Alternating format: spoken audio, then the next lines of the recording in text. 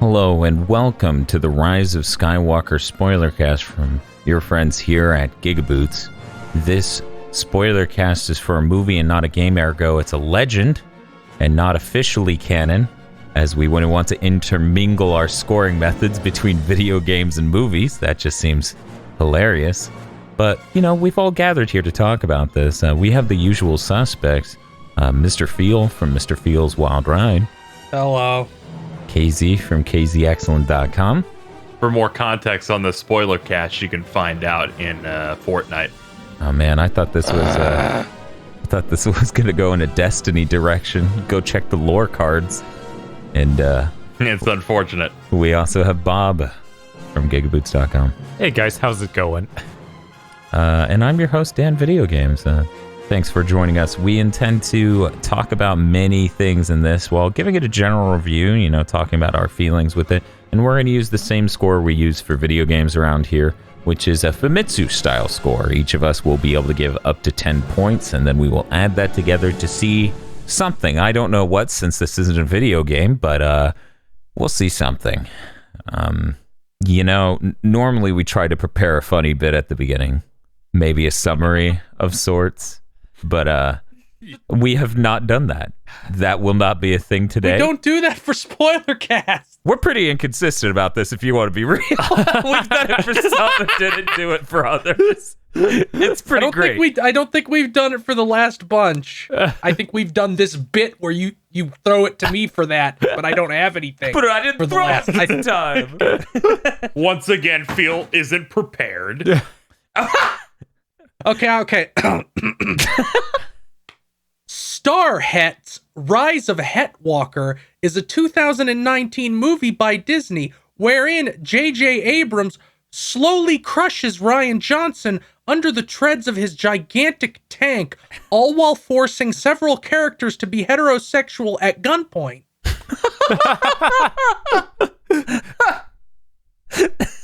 Jesus. So, Dan, what did you think? What did you think of Star Het's Rise of Hetwalker?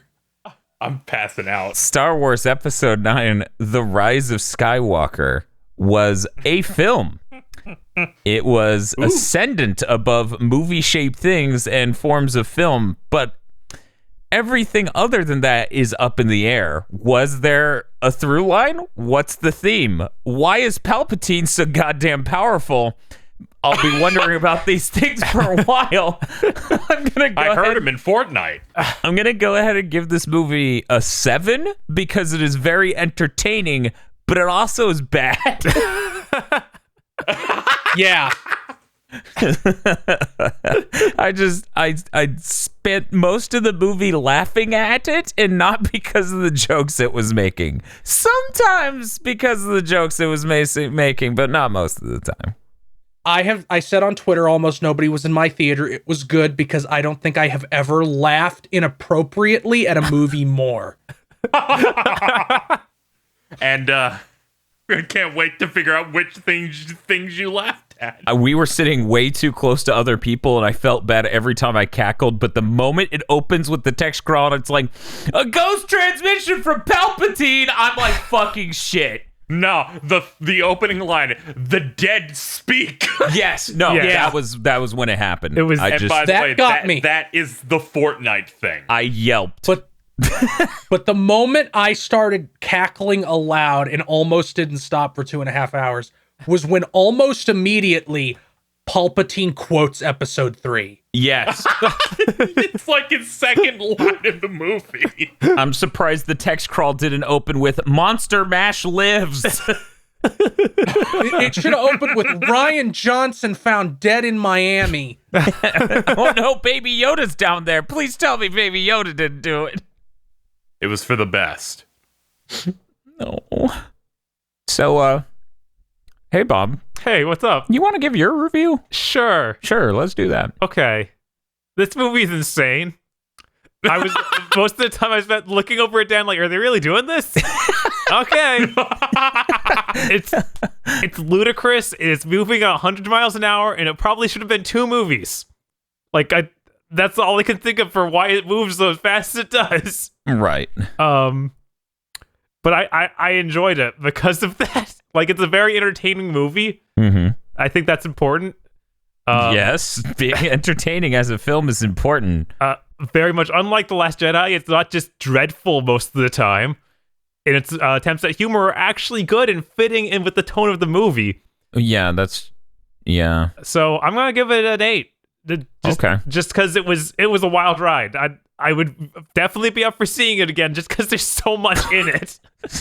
Well, Bob, you can't take it all in one viewing. Yeah, Bob, you gotta wait for the home release where they have a 4-hour version of this film.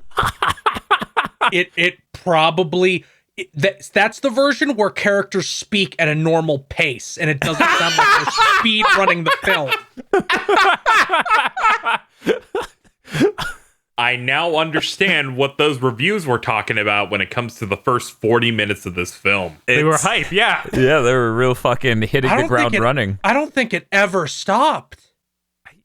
It slowed down to an almost normal degree eventually. It's slowed down from heart attack to asthma attack. Yes. I think that's crucial. I think we'll go ahead and go to Phil next for his review and score. Star Wars: The Rise of Skywalker is a bad movie, but unlike The Last Jedi, where the bad parts made me want to kill myself, this might be the most hackish movie ever made.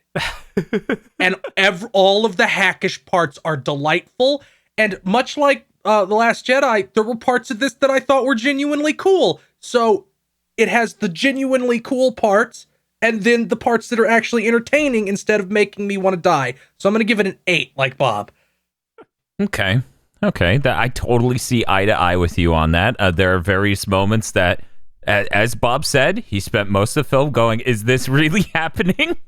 And then there are a lot of moments where you go, this is really cool. Oh man, I can't believe they actually did an emotional moment there, and then it wasn't awful. Yeah. Always good to do that. KZ, let me go ahead and get your review and score. Star Wars: The Rise of Skywalker has the energy of a shonen battle manga that's getting canceled, and it has to do everything as quickly as possible. Yes, it does. That's right. Like the last 5 chapters of Bleach. Yes, they got 5 weeks left. We need to get this shit done. For the first 40 minutes is just, all right, do this. That means, yeah, we're going. All right, don't talk. We have to go. It was delightful. Even the schlocky fan service stuff, I'm like, this is great. I love this. They're playing the music. They're making my heartbeat go faster. This is really exciting. It devolves to Dragon Ball Z power level struggles at some point. I don't know what's happening. Finally, after the first Star Wars film has come out since 2015, I loved this. I'm giving it an 8. I would give it a higher score, but this shit's a mess. It is a mess. But even the hackiest, stupidest fan service shit is still hilarious in how blatant it is. Yes. I don't give a shit. It's so fun. Like the sing, and I'm jumping way the fuck ahead here to the end. Sure. No reason to talk about this in order. The part where I don't even remember her name, Girl Yoda, the character that was Rey's Yoda in The Force Awakens. Oh, Maz. Yeah. Yes. When she just hands Chewie a medal because it was a meme for a little bit that Chewie didn't get a medal in Episode 4 and people were upset. I forgot just like, that. Here's a medal. That is incredible because that implies that, one, she's like, I love that Wookiee. So clearly they have a thing going on. That means that he had to tell, they never gave me a fucking medal, these fucking motherfuckers. You know he had to dish about that at some point. Oh, yeah, absolutely. There's no way Chewbacca, what's the word? Minced words. Pretty sure loudly complains about everything. Yes. But yeah, okay, I see where everyone's coming from with their scores. It has a lot of energy in common with, I don't know. The difference between going to a real restaurant and getting a dish and being like, what a finely orchestrated meal you've put in front of me, and you drunkenly going to the buffet at a Golden Corral and stacking your steak on top of your mashed potatoes with mushrooms on it and 7 bread rolls. It's just like, this has got a lot of cool shit in it, man, but damn. This is the equivalent of going to a fancy restaurant, but you don't have to pay, so you're just taking everything. You're just taking all of it, and none of it really makes sense. This is like, this is like you work for like one of those soulless Silicon Valley companies, and you get to go to their Christmas party where they spent way too much money to flex, and it's like, I'm not even hungry, but sure, I'll eat 8 desserts. I'll eat 1 bite of each. I'm putting some in my pockets. Yeah. So it sounds like a GameStop.com kegger back in the day. Or GameSpot, sorry. Damn, I always switch those. So, Jesus Christ, what a mess of a film. How the fuck are we gonna... okay, I'm gonna kill myself if I don't get this opinion out there. Sure. When revisiting The Force Awakens, I was pretty floored by how good the composition was and the general sense of cinematography. Like, all the camera movements are very energetic, and they work well to convey an emotion in the moment. Like, you know, someone's searching the horizon for someone, they do a very deep, long shot with a compressed sense of depth of field, and they do a tracking pan. That is very cool. They do that again in this movie. When I went and watched The Last Jedi, I recently, because we have an episode of Cursed Content Club for that, I expected to see something more like that because of how many times I, hear people say the cinematography is good in that, which I did not understand upon my first viewing, and upon my second viewing, it's bullshit. It is just some bullshit people started saying because they like the movie. We got to puff up everything we can get here. That's basically how I feel about it. Like, if you like The Last Jedi, that's whatever. But sitting there and saying it has incredible cinematography just seems really off the mark for me. Watching this, it yet again had really good cinematography, and this is coming from a person who didn't like the cinematography in the Star Trek movies Abrams did. There's just a much better sense of colorful compositions and stuff here, with the environments and the characters juxtaposed on them. There's a lot of that. Like, Rey steps out, what is it? I'm terrible with the planet names in Star Wars. I believe is Kashyyyk. She steps out of the house in Kashyyyk, and the fucking composition of the thunderous sky with the Star Destroyer in it and her in the lower right corner, like shots like that look so good throughout this film. Now imagine if they could accomplish that for writing. Yeah. That'd be a like even a single miracle. sentence you heard and you went, oh, that's clever. Look, it doesn't need to be clever. Palpatine laughed and shot lightning at everyone in the universe. He shot a lot of lightning. Guys, I cannot understate how much I nearly died trying to hold back my laughter in that theater when Palpatine used the new level of Force lightning, ear rape lightning. dubstep lightning. That was just a fucking YouTube poop video. It was amazing. I lost my shit. I'm like, there's nothing but bass in this sound. Fire up the bass cannon. Don't talk about the music video energy that exists in this film. Like one of the many times they're like, we're gonna show the Knights of Ren the most useful characters on Earth. They're gonna be on a canyon. We're gonna spin around it. And it's like, this is just like a fucking music video ass shit. They're not doing anything. Yeah, no, they were... Exogar, is that the name of the... Exegol. Exegol is just a music video planet, and when Kylo Ren lands there in the opening, I'm like, man, the entrance to that castle looks sick, though. You expected them to land on that planet, and then someone on a light cycle comes up to help them, like it's Tron.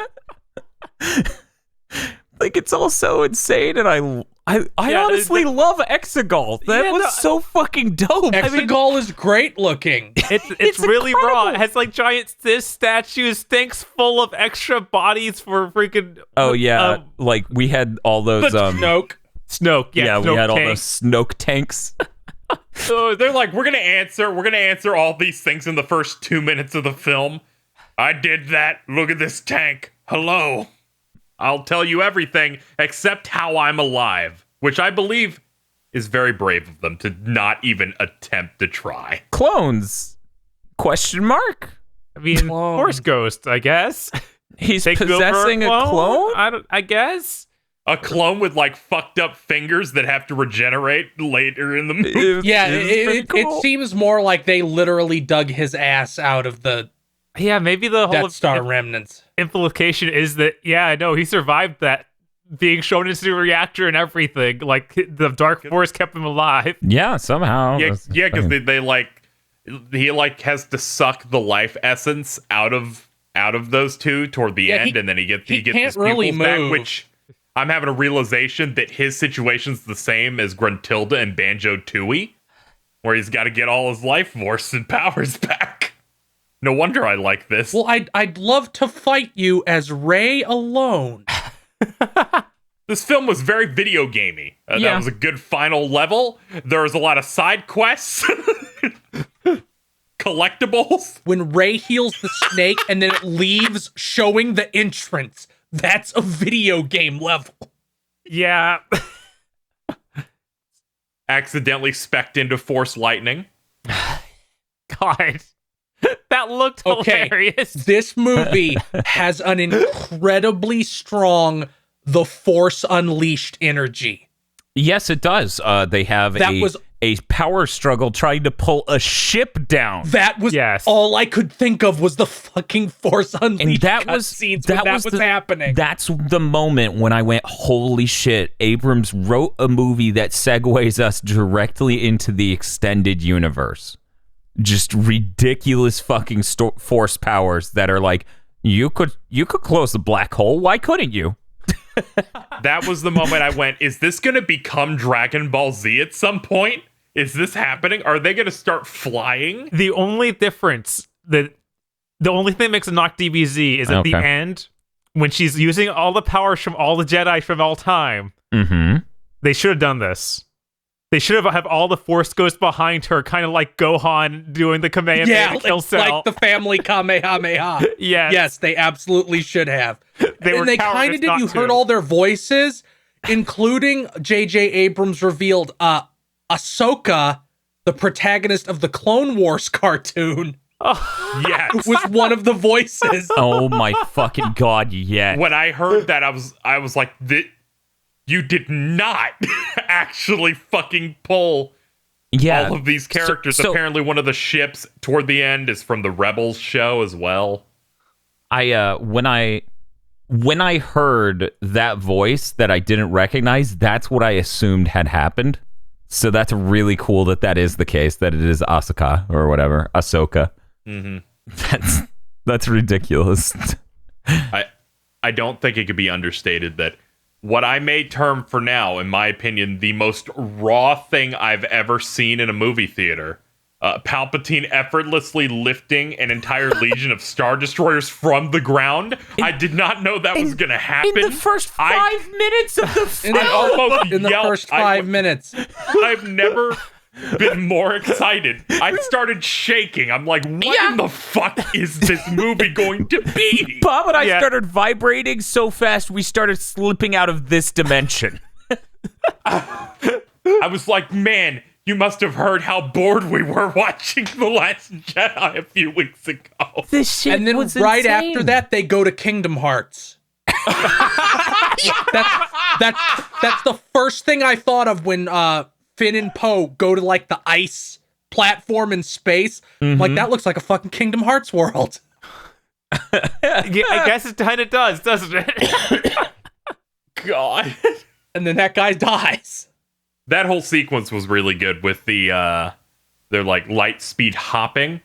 So they're just jumping to different planets, but the ties Light have that skipping, they say. Yeah, Or- light skipping, where they were doing that and the ties were chasing after them because I guess they were bringing over the continuity from the last film of they can Yeah. just do it. They know where you're going.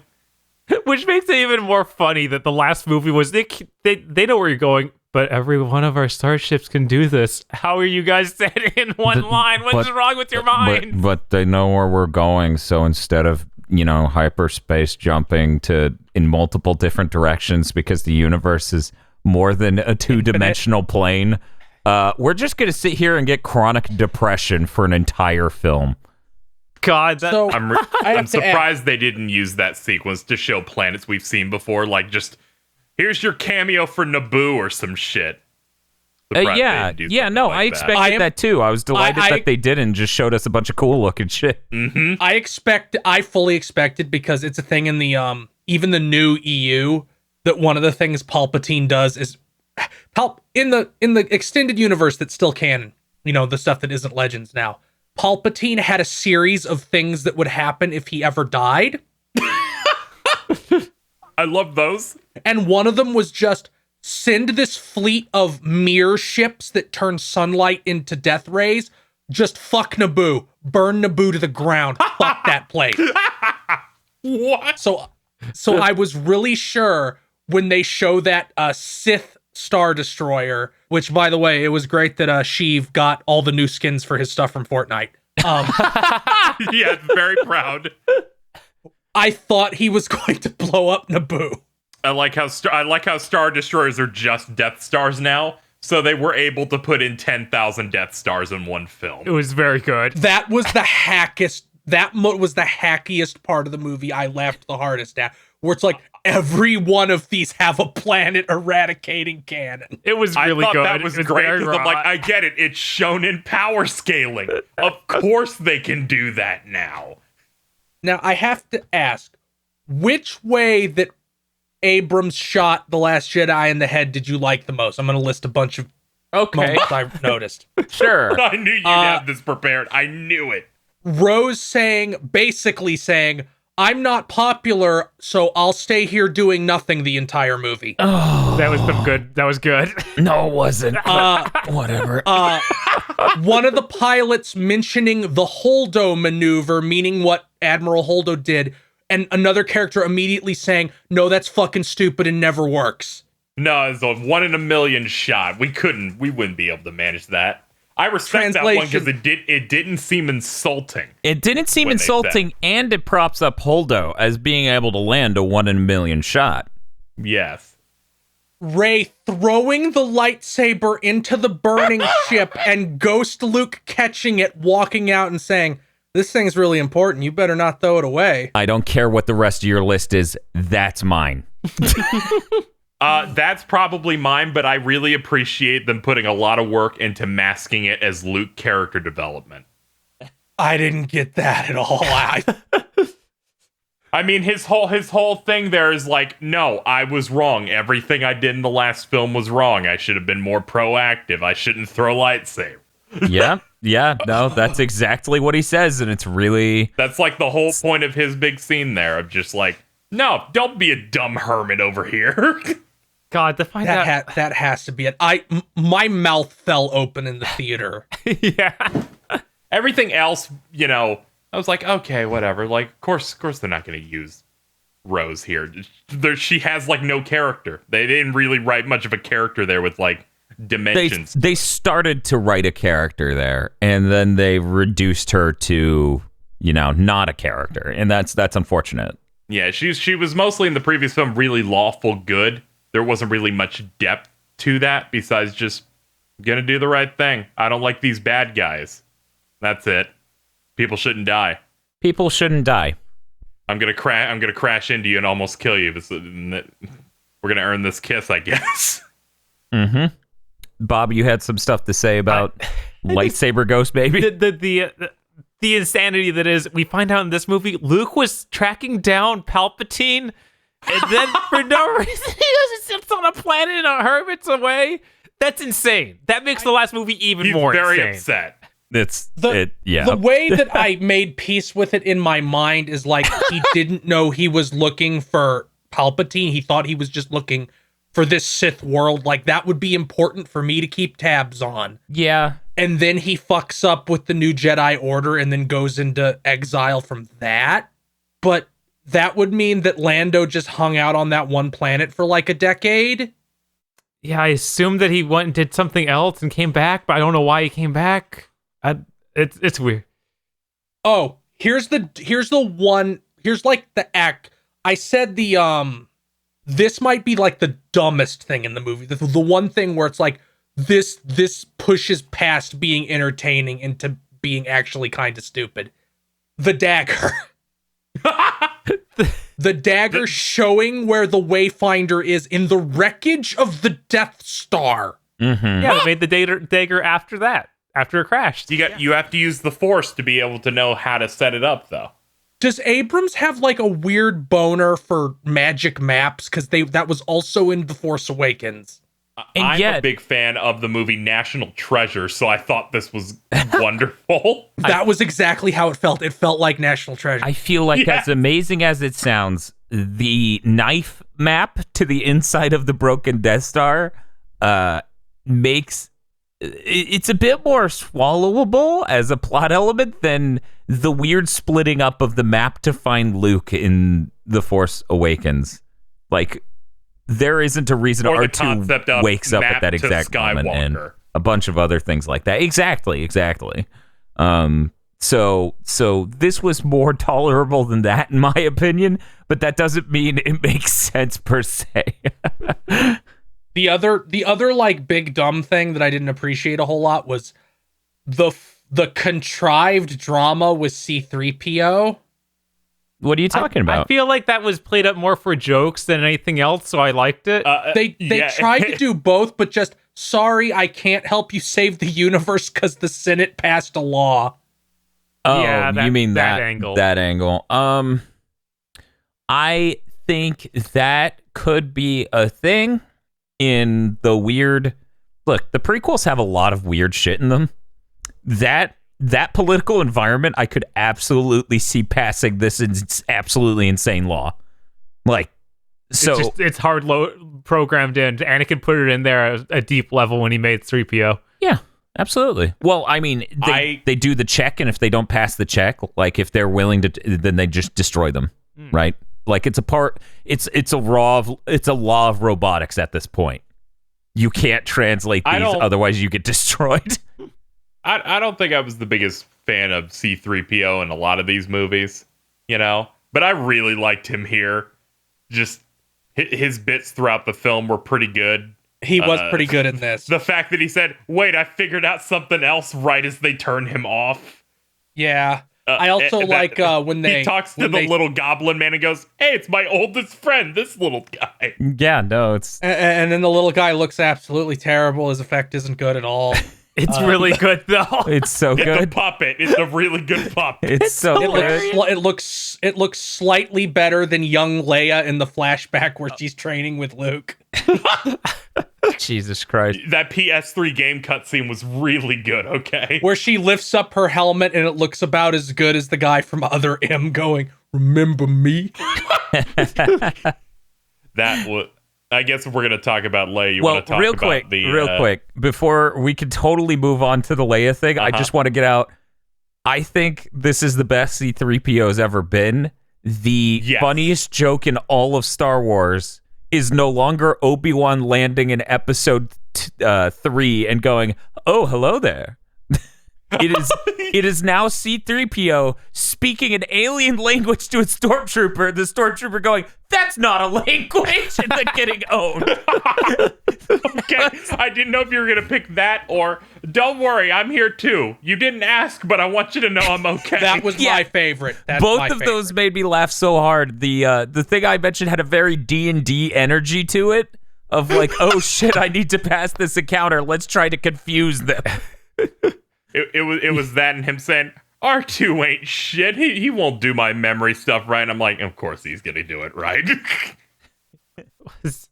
But yeah, no, when they were first bringing 3PO with them, I was like, why is he even coming? This is weird. Did JJ just want to make a movie that had 3PO? He didn't get to do that? And by the end of it, you knew damn well. Choice. Yes.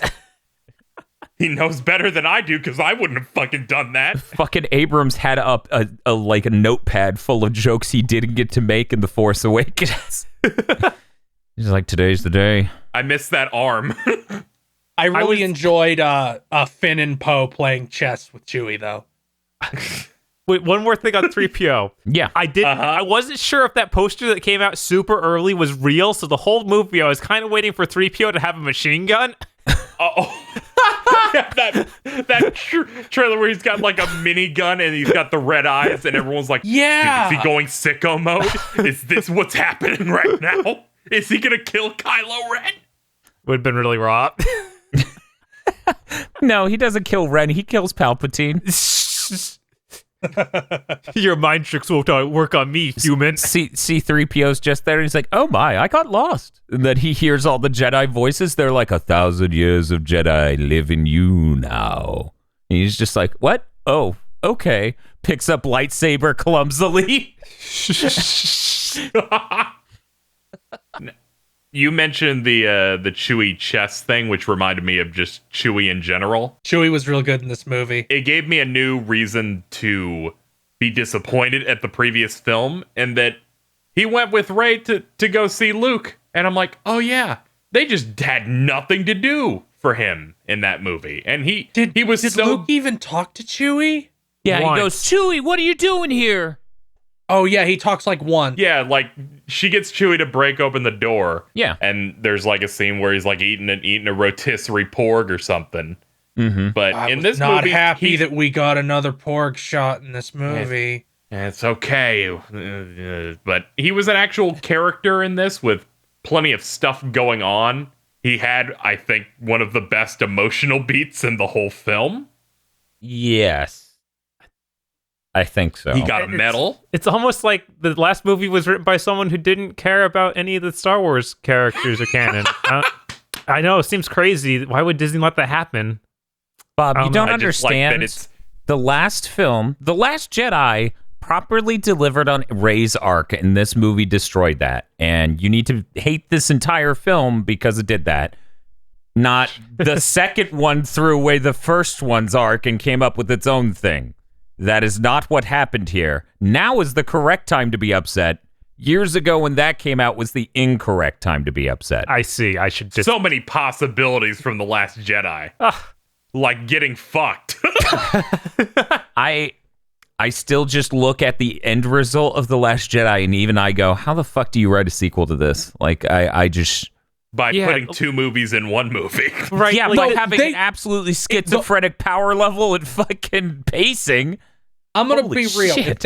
If they had opened on a 5-minute scene where Luke dies and Kylo Ren kills Snoke, The Last Jedi just wouldn't have to exist. This is almost Abrams episode 8 and 9. Yeah, I really do wish there was a 4-hour version of this movie so that way it had more build-up for things. I kind of wish there was just a different movie that came out like 2 years ago. Yeah, and then that we would get this movie. really solve that problem, wouldn't it? Weird, I know. It'd be great if the trilogy had some sort of vision at the beginning of it. Bob, could you imagine how much of a nightmare it'd be if the second and third Matrix films weren't even written at the same time and had different directors? I mean, those movies are already nightmarishly bad. Exactly. Imagine how much worse it could get. If someone else wrote the second movie and then the first person came back and had to rubber band it, would have turned out better somehow. I'm not sure. I mean, that could have helped the third movie. But, the third movie, not the second movie. You know, I think the Leia thing was funny because Rogue One's Leia CGI was so rough that they decided they were training at night in a forest where everything's real blue. Please right. do not judge the CGI. And it still looked bad. Yes, it did. It still looked bad. As it turns out, I can't wait to see that on Blu-ray. Can't wait to see. Another thing that I think looked kind of bad was the very video gamey shot of Rey at the beginning where the rocks are orbiting her. Yeah, the rocks look bad still. I don't know. I got them from the end of The Last Jedi, I guess. I was mostly laughing because I imagined, are we doing the Magneto movie? Like, we're just doing Rey is Magneto from Apocalypse? So yeah, I didn't mention that during The Last Jedi cursed content, but those rocks were like PS1 rocks. They are they're like PS1 really rocks bad. here. I don't know why they're so rough, but they are. I feel like they do better CGI rocks in different parts of the movie, but they're just terrible. As it turns out, maybe don't have your character float in midair and levitate objects around them for a protracted shot on screen. Because then it'll be harder to make it look passable. But Dan, they did that in Empire Strikes Back, and they just, used real rocks. We can't do that now. We have less than 2 years to film and put out this movie, which definitely we can't use practical effects. No. So, I was a little shocked to the degree that they use Leia in this film. Yeah, it was honestly distracting. Every time she came on screen, I was like, no, don't do that. Where it was a reverse shot. One time she says something and they just repeat it back to her and then add context to pump it up a little bit. Where she says very generic things and then we cut to the back of her head and someone who very clearly isn't her doing an impression of Carrie Fisher delivering a line. It was pretty rough having her say a vague thing and then someone else filling out the rest of the conversation around it. It was pretty rough. Yeah. And they did it even when they didn't have to, like that weird scene where the guy's like, everything's fucked, and she's like, be more optimistic. And he's like, okay. Oh, that was hilarious. That everything's fucked? That was great. Yeah. Great news, everyone. Things are going swell. That was my favorite call out to the Last Jedi moment. I didn't even think about it like that. I just really thought that was funny in and of itself, but Because the Last Jedi, that was literally just a spaceship full of guys like, oh, this is sad. also, man, there are way more people in the Rebel fleet in this movie than were on that ship at the end of I the was Last gonna Jedi. bring that up. That's hilarious. It's like the Last Jedi didn't happen, did it? Yeah, it pretty much didn't happen. It happened in the way that it established some stuff that could be paid off or expanded on in some way here, like the Force Link mind meld thing that Rey and Kylo do that can now just be used to fight. Yeah, no, it's really cool. Oh, man. That was cool. That was a really cool It's scene. so fucking cool. It and is, also and the transporting of items. Yeah, that was the one that pushed me a little bit. I'm like, okay. That was the best. Are we on like JRPG rules where you switch to the other team but you still have the same inventory? Is that what's going on here? Yes. I thought that was actually really incredible to take an element from The Last Jedi and develop it into a cool set piece or sequence. Like, I thought that was, like, it looked... Look, it's just fucking Kino, man. Like, it just is. Yes. Like, that was real good. Just, I grabbed the beads off of you from the Force Link. Now scan these. We'll find out what planet they're on now. And I'm like, that's good. What the fuck is happening? Yeah, that's good. That happening, like that element of The Last Jedi was just handing Abrams a loaded gun he had never seen before. He's just like, now this is on the table. He's like, you gave me something I don't deserve. I thought that was great. Yeah. Okay. So here's the thing. I want to talk about this real quick. I've never had this desire in my life, but what I would really love to do is make an edit of these 3 films that cuts it into one film. Okay. And see how completely shit your pants insane it gets about halfway through. When it's just like, and we've hit the end of The Last Jedi, and now everything's a ghoulish nightmare of a movie. Yeah. It really is a ghoulish nightmare, but I want to watch it again a lot. Yeah. Yeah, and see I don't want to see it again enough to go see it in theaters, but I will probably watch it when it comes out on video. So in that way, it actually beats out The Force Awakens for me because I didn't really have a strong desire to rewatch that one. I like this more than The Force Awakens. This is my favorite one of the sequels.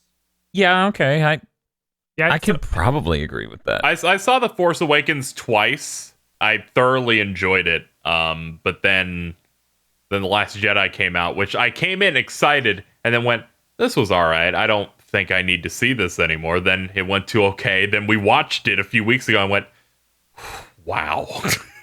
Wow. This is probably my favorite of those. Yeah, I don't feel like there's any element in there that will make me go insane trying to rewatch it, like The Last Jedi. Mm-hmm. It's probably my 4th favorite Star Wars film, maybe 3rd. There's a lot of stuff in Return of the Jedi I just don't really like. Return of the Jedi is like almost as broken as this.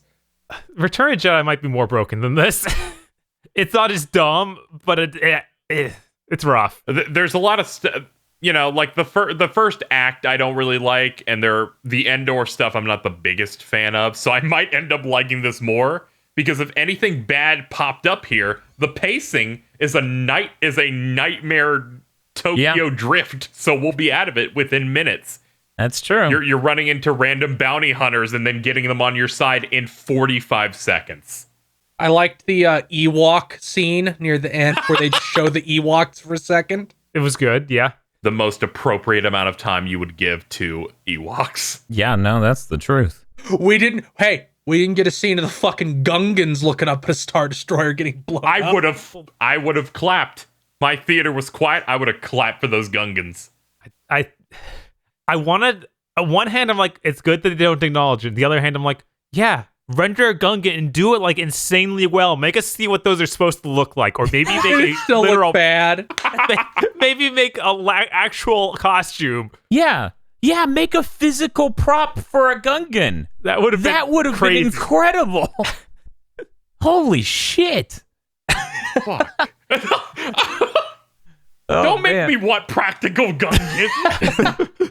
I mean, and here's the thing: like, a lot of people are going to be like, "Oh, that's fan service," and I'm like, I don't know. Like, in a way, they're just citizens of the universe. People are kind of warping fan service in a weird way with these films coming out. It's like, of course, there's fan service stuff like, oh, Chewie gets a medal.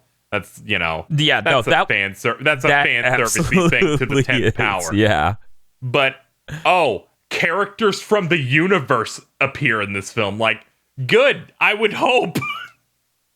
Yeah, but like, R2's in the movie, right? Oh man, there's an X-wing in this. I've got some problems with that. There's fan service in a movie that's a sequel to a 30-year-long franchise. Yeah, that's disgusting. How dare also, it? Bob, 30. I know it's 30. What are we 42. at? 42. Okay. 42, because that planet has the festival that's every 42 years. Oh, I didn't even get that. Oh my God. No. I have to go. I can't even speak after that. That is just the most fucking fucking bullshit I've ever fucking heard. Stupid. I need to know if anybody else noticed this. God damn it. What? When Kylo Ren becomes Ben Solo again, that apparently includes stopping off at the Gap on the way to Exegol. Yes, he's like, I'm gonna go destroy Palpatine in a deep V-neck, and then also do poses like I'm Han Solo now. I called it like the standard white boy outfit. He also healed his scar somehow. Oh, Rey did that with the Rey did that when she healed the healing it, when thing she actually healed the him. scar. Oh my God, I didn't notice that until later on. So I was like, what happened? He stopped for plastic surgery and to get a new pair of jeans. Thank you. Since we brought up the Force healing, Rey being able to heal people with the Force and like wanting to help like an animal instead of just killing it, like happens a lot in the original trilogy.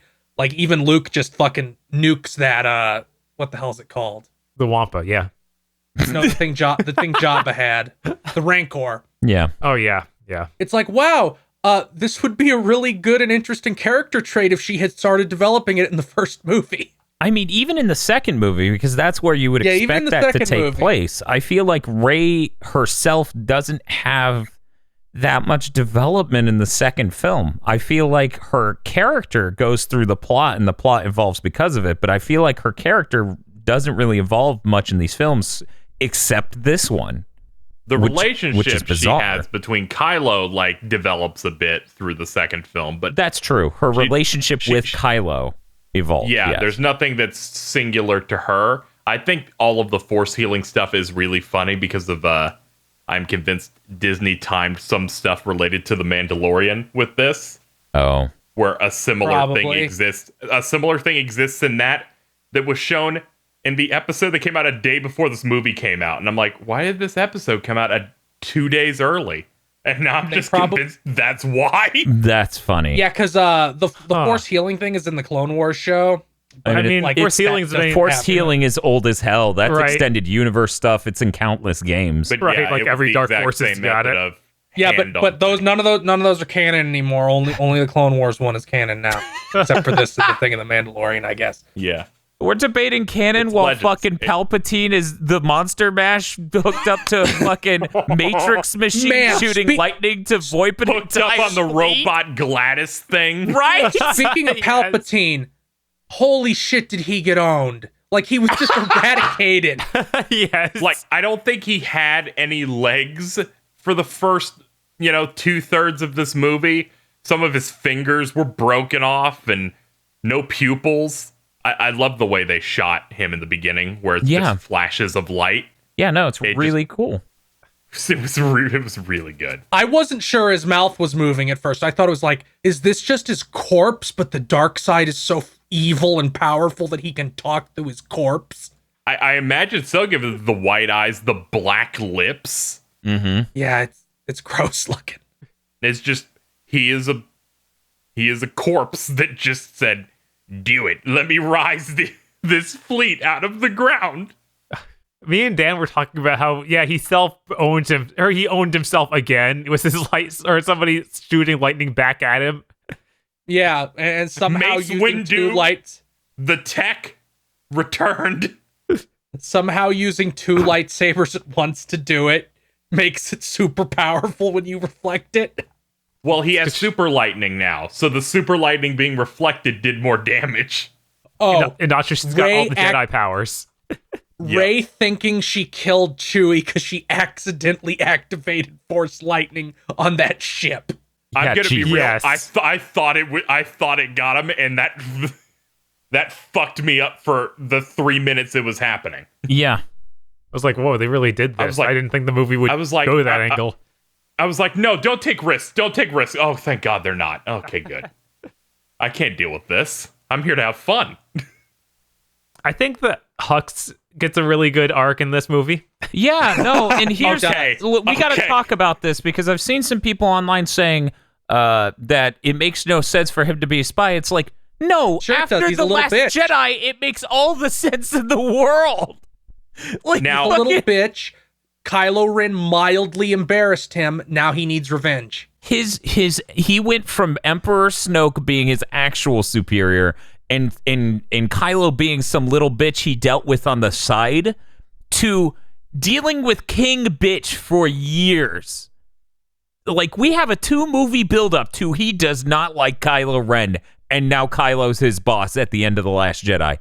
He even fucking says in the film, I don't need you to win, or I don't want you to win. I need him to lose. Because no matter what, fuck Kylo Ren.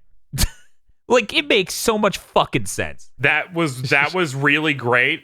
I ended up getting confused at first because, I had to use the bathroom. And then I come back, and they go, there's a spy, and they drop the head of the dude from the previous scene. I'm like, oh, is that the spy? So when he reveals it, I'm like, oh shit! Yeah, no, it's a fairly decent misdirect. appreciated his end entirely. It was incredible. Yes. I really liked him going, shoot me in the arm. Finn shoots him in the leg, 'cause fuck him. And he's like, two- yeah, one shot is clearly going to be convincing. He's so shitty at acting that the new guy General just Pride. like, fuck you, and just shoots him. That was I loved this guy. And the fact that they're like, oh, he's an old Empire dude. No wonder he's on his shit. Yeah, I'm like, is that actually an actress from back then? It might be. Okay. It's a new Yeah, character. no, It might there be was- that a background actor, but it's a new character. It's the sort of thing where he says that, and me and Bob we're willing to believe it because we can't prove him wrong. Right. We're like, did The he? first thing I did when guess I he got could. back was message somebody who's a big extended universe being. Was this fucking person in something? They're like, no, new character.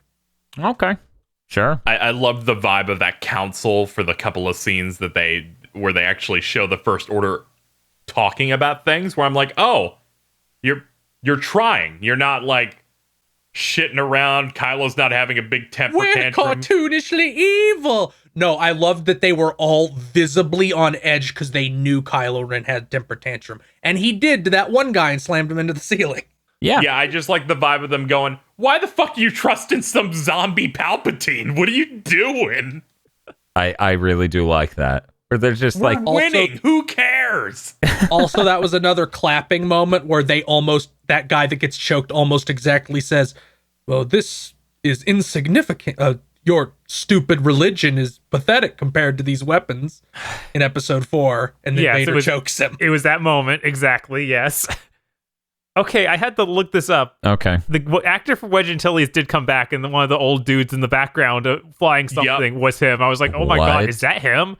And yeah, it was. And I have to imagine they had to pay him a lot because he openly said he wanted nothing to do with The Force Awakens. Yes.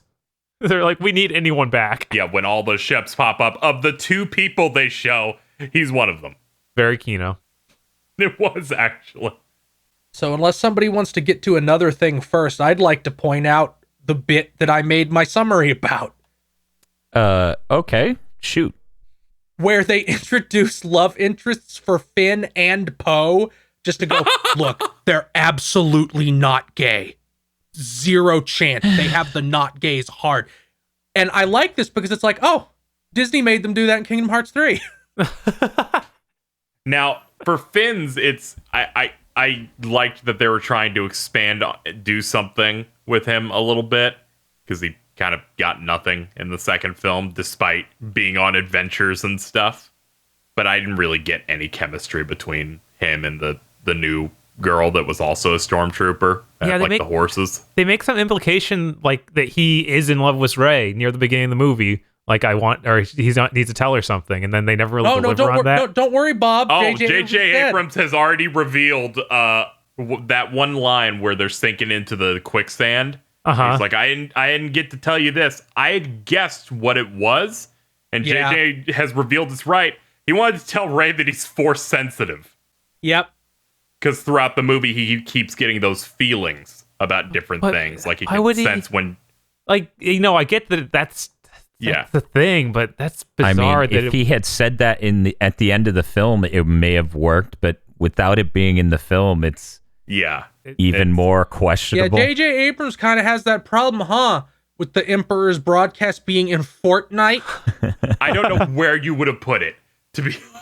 Like, I feel like you add a chunk of this movie to fit it in properly. I don't think Abrams made the decision to do the crossover with Fortnite. Look, the trailer had Emperor's broadcast. That's what it was. Mm-hmm. If I walked in that theater without seeing that trailer, I would have been like even more blown away at that opening. I would have had to tweet today that Bob died in the theater. The dead speak. Except for Bob, he's dead for real. Also, the fact they canonized Reylo at the last second. Just got to make sure everybody has the not gays. There's a lot of moments, where I don't think something necessarily hit. If I was to pin down one thing that did not work, it was they kiss and he drops dead within 1 second. I almost laughed. Yeah. I did laugh. That was dysfunctional. Why did you make him fall down like that? You could have just...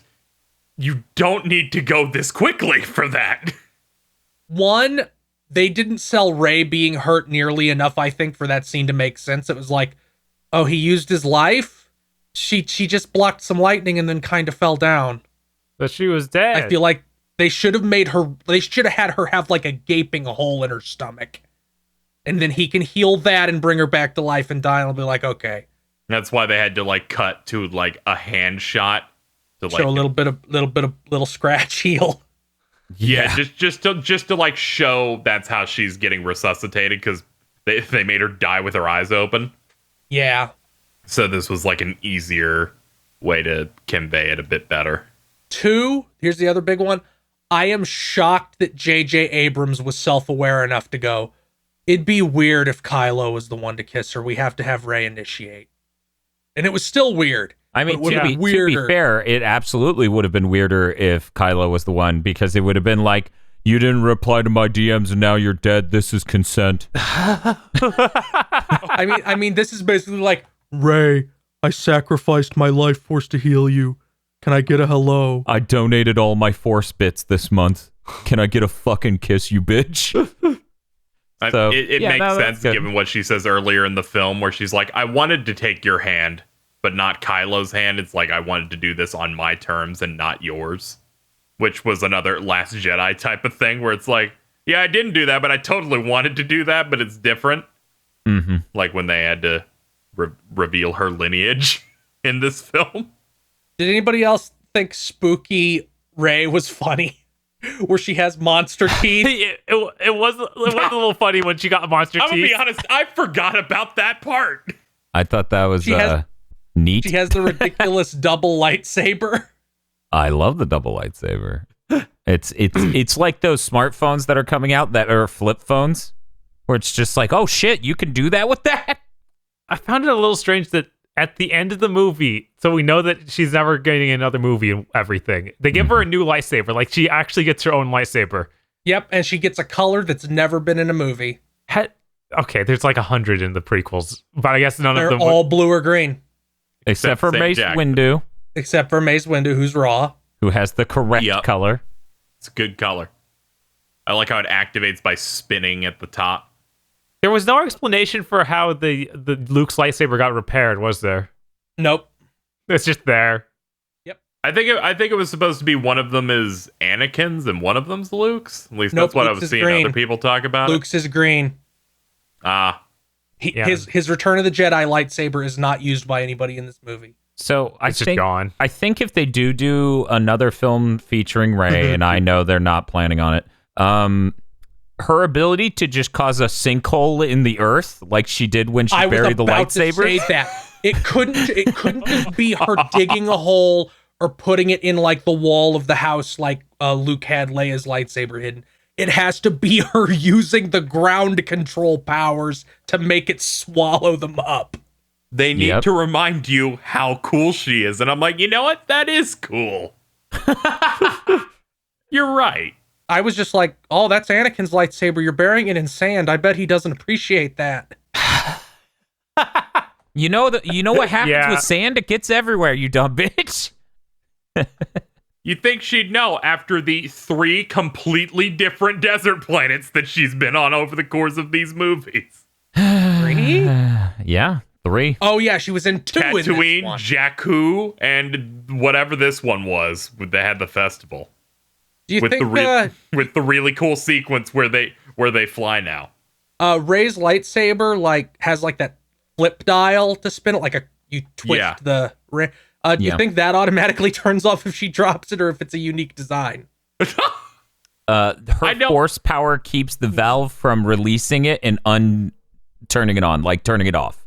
That's so when she drops it, her force power will no longer be able to go into the lightsaber to keep it from turning off. You're the one who asked. Please shoot me. Why did you shoot me? So a thing that looked really cool when Rey and Kylo Ren both were attacking each other, and they blocked the blade with the Force, and we saw like the blade having particle effects behind it, like it was getting pushed, the plasma of the blade. Yeah. I thought that looked real cool. That fight on the bluff, like the on the destroyed Death Star, that whole fight was great. I think the only way you could have made that better is if you actually played that remix of Duel of the Fates they made. Yeah, that would have been a lot better with a better track. I can't even remember the track they played. They made a remix of Duel of the Fates? I will say I really liked a lot of the music they used. They kind of, because this is the end of the whole thing. They played a little bit of everything. Like when they went into the destroyed throne room, they play the theme that played when Darth Vader dies, and that they had a really good usage of music across the whole film. Can we talk about... they made a remix of Duel of the Fates for this movie? Yeah, for the commercials. It's like a Duel of the Fates remix. It's a remix that then transitions into the Imperial March, I think, or the Empire theme. Weird. I watched that and went, I guess I gotta watch this movie as soon as possible. It's with everything that Leia does in this movie. Her death scene is really awkward and strange. Yeah. I don't think there's a single scene with Leia that isn't really bizarre. And I'm not saying that because she's dead. I'm saying because of how it plays into the story and how the dialogue is written. It's super weird. It definitely feels like something that JJ probably just really wanted to do, given what happened. Mm-hmm. But I think the film would have been better if they came up with something else. But I kind of respect the idea of like, no, I'm gonna I'm gonna put her in the movie and give her a somewhat prominent role in how things happen with her son in this film. I think it was right on the edge of being too much. Like, if she had been in the movie just even a little bit more, I was like, oh, come on. When the Falcon leaves after the first 30 minutes, I was like, okay, put the brakes on her and let's now they can breathe a little bit in terms of how they're showing scenes and doing stuff, because talking around that footage was really awkward. I like that her body didn't disappear until Ben's did. That worked. Yeah. Yeah. I also think Chewie did some really good physical acting when Chewie found out. Yes. Yeah. Also, Poe. Poe is kind of a quip machine in this, but that was like a moment where he had more like emotion. I guess that's another example of The Last Jedi somewhat strengthening this, because, you know, he hung out with Leia a decent bit, as much as he could in that film. So it was believable for this to have affected him. Oh, Poe fucks up and does a mutiny. He's the leader when Leia dies. Way to teach everybody a lesson about toxic masculinity, J.J. Abrams. Tisk, tisk, tisk. Why isn't Rose in charge? I was like, I can't top what Thiel said, and then that occurred to me. I was like, oh yeah, I can. Pulls out gun. Right. Oh, Stop man. attacking. See, I'm attacking Thiel here, not Rose. I feel like Rose should have been used more in this movie. I do think, as a character that was introduced as a supposedly main character of the prior film. Yeah, that's the big thing about getting sidelined. That's weird. It felt like she's part of the cast now. She got Jar Jar'd. It's a shame. I think that's just my general feel about it. It's a shame, but at the same time, I don't know what I would have had her do. Right. It's like the main crew got to actually go around this movie like it was a lot of time. Poe, Rey, and Finn all together. Mm-hmm. Like that actually happened. Like some sort of outer space adventure. Right. Like some sort of fun group adventure. Like what the first movie led into. And the second movie completely abstained from, like it was fucking raised to know that abstinence was the only form of birth control. Maybe. And we didn't have that weirdo that betrayed them come back at all. The guy DJ. DJ. They completely dropped I that assume. dude. I mean, he's dead. That ship got owned. He didn't make it through that. Ship did get owned. It did get owned. I figured that he got off before that, but who knows? BB-8 killed him. You just didn't see the AT-ST step on him. I am very surprised with all the shit where Abrams is like, no, this is cool. Let me save it.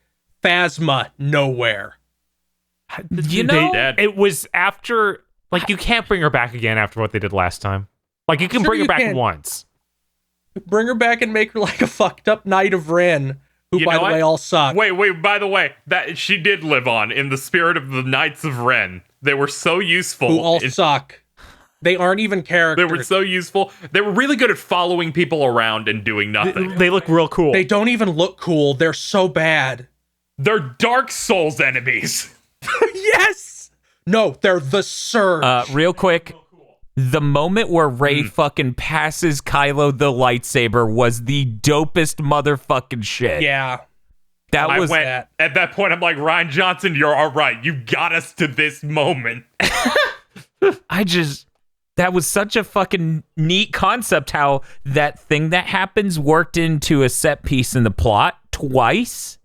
You know, we had both the duel across dimensions, but also we're both in bad situations and we need to readjust. And that just, I went, that's why she has two at the end of this film. Yeah, I knew that would be why it was. It's as soon as I saw Kylo Ren throw away his. It was really cool. It was really cool. That and when he shows up, Palpatine goes, fucking just like last time, I'm gonna throw you in this hole. So apparently, since they filmed so many endings and variations of endings for this, in some cuts, he does not get out of that hole. What? He just falls out of the movie, apparently. That seems crazy. Honestly, I feel like they should have kept that, but Bob just said it was crazy, But so clearly there's some divide on this. Like I think that he wouldn't need the come back and save Rey and die doing it. Mm-hmm. Like that and lame, that's, but if he just never showed up again, that'd be weird. Bob, let me explain. You saw the planet, right? Yeah. He was thrown into a lightning pit. I don't think he's getting all out. I'm saying is that Ben is all right. He's the best part of the sequels. He should have lived. I can agree with that at some level, yeah. We need the cutaway to him falling through the hole. It plays DBZ music as he's being electrified and screaming, and then he flies back out. Does he get an internal monologue about how he used his rage to ascend and then he goes Super Jedi? Yes. I'm just imagining him flipping through it like he fell through the dead zone. Yes. He falls on the other side of the planet. I'm not owned. I'm not owned. I feel so. First of all, I feel bad. I'm sorry, fans of The Last Jedi, who are having to hear us say things like, "Man, that thing from The Last Jedi sucked. I'm glad J.J. Abrams could use this element of it well in Rise of Skywalker." I feel. Well, I mean, I've seen plenty of people saying there was no redeemable part of that movie. Where I go, no, there's plenty of tools and things that are recontextualized here or used well here. And not everything is thrown away. There are some parts where they go, that did happen, but it leads into this for character development. Like the Luke stuff did happen, but he admits that he was wrong in some way and that his character grew after his death to accept certain Well, things. not only that, that's the ending of that movie in a way. You know, instead of shutting everyone off and not participating, he does participate in the crappiest way that movie could do it, but still he participates and he commits a self-sacrifice in order to save them. So did Kylo Ren ever figure out that Luke was dead? he figured out after he died. He was like, "Oh, hey, you're here too." I assume Kylo Ren was like, "Oh, he projected himself super far. He surely can't survive that." Why would anyone think that? That's crazy. I mean, it happens again in this movie. Snoke's. Yeah, I think Snoke says something in the last movie where they talk about projecting things across the galaxy that if you abusing it to a certain level would doom yourself, because they set that up so that when Luke does it, it's like, yeah, he died. He went too far with that specific thing. I like that. Those texts, the Jedi texts in The Last Jedi that were recovered during that. Yeah. She opens them up and reads them in this movie. Rey does. Yeah. Yeah. And they're written by Luke? Yeah. I don't know why Yoda was like, oh, I don't know why Luke Some of them, it seems. Wasn't like, Yoda, I wrote them. Why would I go back and read them? They're for future reference. I'm guessing it was just like that one in particular. Right? It's still just weird. Like, Yoda comes up and he's like, "You know your diary is also in there." And he's like, "No! The sacred texts!" Okay, you made that a lot better. And my second thing, which I was struggling to get to, is, man, J.J. Abrams opened the door for... There's like a million expanded universe authors rubbing their hands together going, yes, yes, when they saw Palpatine nuke a fleet. Yeah, no, that shit is outrageous. There has never been a more ridiculous thing in any Star Wars film ever. Because that, comes right after they're giving up hope. They were setting up the fact that we tried calling for help once and it didn't work. I'm like, okay, you're going to get some help. One, I couldn't believe the amount of help that showed up. Yeah, that was huge. Well, Lando's very persuasive. He fucked a lot of old ladies on a lot of planets in order to get that fleet. Last time they didn't have Lando. Last time they didn't have Lando. They played the music for maximum effect to make me love that scene. And then they're like, whatever, one X-Wing can take out one fucking Star Destroyer. You just shoot that gun and it'll just blow up. And I'm how does Palpatine win here? Oh, why can he do that? The ship's exploding if you shoot their gun. On the surface seems very video gamey, and who knows? Maybe that was J.J. Abrams thinking and not what I'm thinking of. But I'm like, oh, good. That also explains why they never did it before. It's a gigantic weak point, and then you wasted a gun. With the Death Star, you build a big station around it.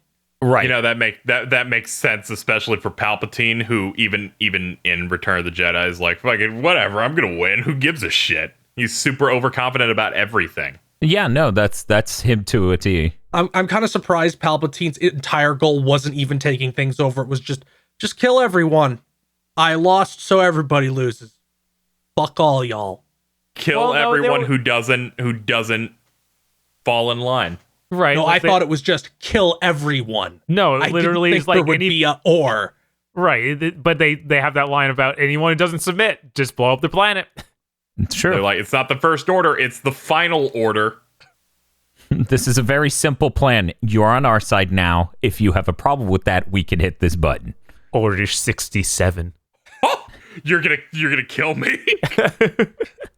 I am genuinely surprised nobody activated Order 666.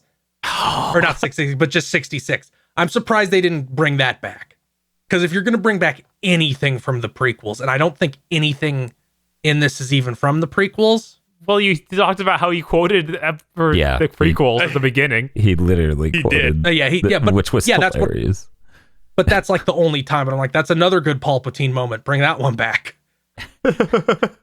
They're like, they wanted to answer the question of what kind of Palpatine we get in here, and this like quotes Episode 3, the good one. That's what I want. I want that. The good one. We're the only good part of the prequels. Just think about how he got paid like probably $50 million or some shit to sit in a chair or whatever for like 2 afternoons, and that was it. It was great. I mean, he's in the movie almost more than I expected because he's in the beginning right away, and then he's actually in a good chunk of the finale. Yeah, I didn't think that once like the opening crawl leaked and I saw that, I was like, oh, I guess he must be in more of this movie.